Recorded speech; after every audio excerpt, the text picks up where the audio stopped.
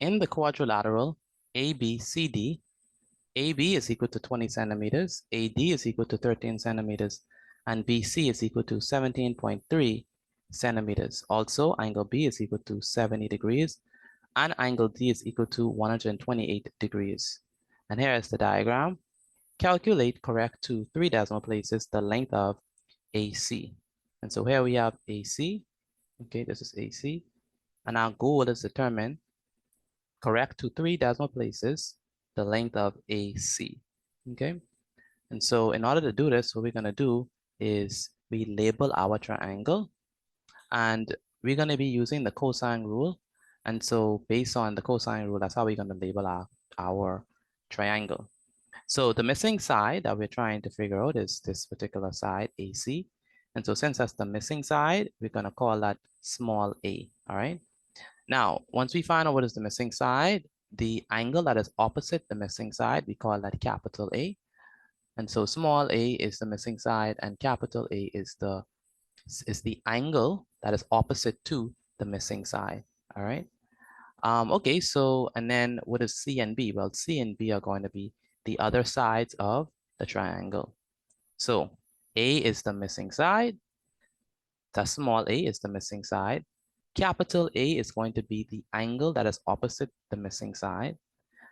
B and C are going to be the sides that are known, right? The sides of the other sides of the triangle that are known.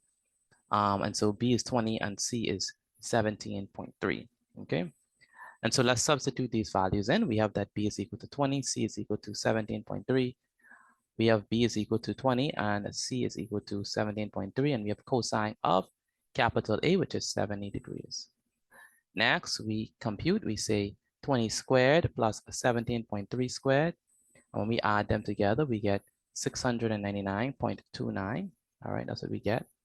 Then we say 2 times 20 times 17.3. And when we multiply those three, we get 692 times cosine of 70 degrees. And when we compute 699.29 minus 692 times cosine of 70, we get 462.6120608. And so that's what we have.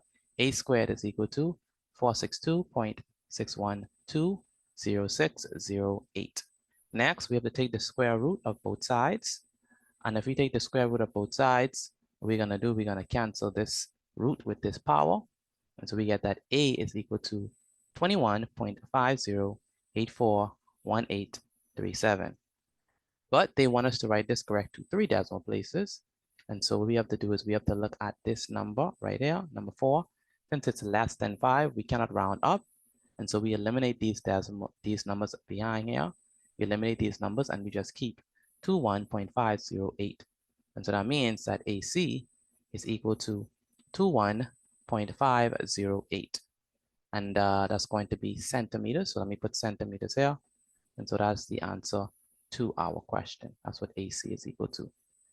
Next, let's move on to the next question. It says, to the nearest whole number, they want us to figure out what is the size of angle ACD.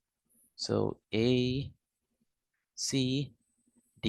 So we really want to figure out what is the size of this angle right there. The same angle C, right? ACD. So this angle right there, right? Now we're going to label this particular triangle, which I have already labeled. Number 1, what is the missing angle? So the missing angle, and we're going to label it in light of the sine rule. All right.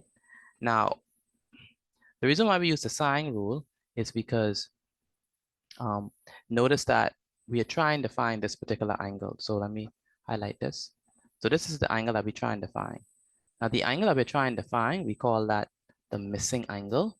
So, and the missing angle is, in this case, A. So whatever the missing angle is, we call that capital A. All right, that's the missing angle. So the missing angle is capital A. That's the angle that we're trying to find. And the side that is opposite the missing angle, we call that small a. And in this case, it's 13, right? It's equal to 13. Then we have an angle, a known angle, which we're going to call B, all right? And the side that is opposite this known angle B, we call small b, all right? So the angles get capital letters and the sides get small letters. And so capital A is the angle, the missing angle, and small a is going to be the side that is opposite the missing angle. Capital B is the known angle, and small b is the side that is opposite to the known angle, and it's 21.508, and that's equal to B. And the reason why we label it with A and B is because we're trying to use the sine rule. And the sine rule says that sine of capital A divided by small a is equal to sine of capital B over small b. And so here, the sine rule is definitely appropriate because we're trying to figure out what is capital A. We know what is small a, we know that it's capital B, and we know the small b. And so we're going to substitute those values. Small a is 13, as we can see here. Capital B is 128. So we have here 128. And small b is 21.508. That's what small b is. Okay. Now we have an equation that we could use to solve for what capital A is. And so what we're going to do is we're going to cross multiply. We have that 13 multiplied by sine of 28. We have 13 multiplied by sine of 128 degrees. And that gives us 13 times sine of 128 degrees. We have 21.508 and we multiply that by sine A. So that's 21.508 multiplied by sine A. Next, we divide both sides of this equation by 21.508. And when we divide both sides of this equation by that, this cancels out that. And so we have that sine A is equal to 13 times sine of 128 divided by 21.508. Next, we have to figure out what is A, right? So we have to isolate A. And so we're